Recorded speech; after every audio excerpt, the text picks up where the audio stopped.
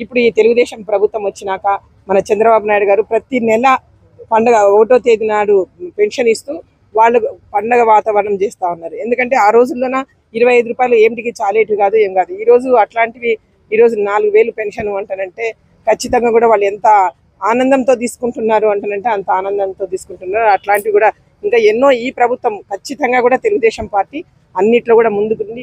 ప్రజలకు ఏమేం కావాలనే ఉద్దేశంతో చూసుకుంటూ ఒకటి తర్వాత ఒకటి అంటే అన్ని ఒకటేసారి చేయడానికి మన దగ్గర ఏమంత ఇది కాదు.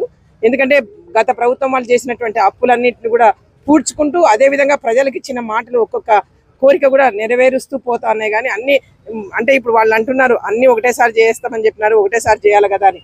అన్ని ఒకటేసారి చేయడానికి వాళ్ళు ఖజానా ఖాళీ చేసి వెళ్ళిపోయినారు. ఈ రోజు మనం ఖజానా నింపుకుంటూ ప్రతి ఒక్కటి కూడా ఒక్కొక్క నెల ఒక్కొక్కటి, రేపు మళ్ళీ గ్యాస్ ఉచితంగా ఇస్తా ఉన్నారు. అట్లా ఒక్కొక్క అంటే దానికి టైం తీసుకొని అట్లా చేస్తున్నారు. కాబట్టి ఖచ్చితంగా ఈ ప్రభుత్వము ఏదైతే మాట చెప్పిందో ఆ మాటను తప్పకుండా తూచా ప్రభుత్వం చేస్తుందని చెప్పి మన ముఖ్యమంత్రి గారు పదే పదే చెప్తున్నారు. అదేవిధంగా మీ ఆశీర్వాదాలు కూడా ఈ ప్రభుత్వం పైన ఉండాలని చెప్పి నేను కోరుకుంటున్నాను.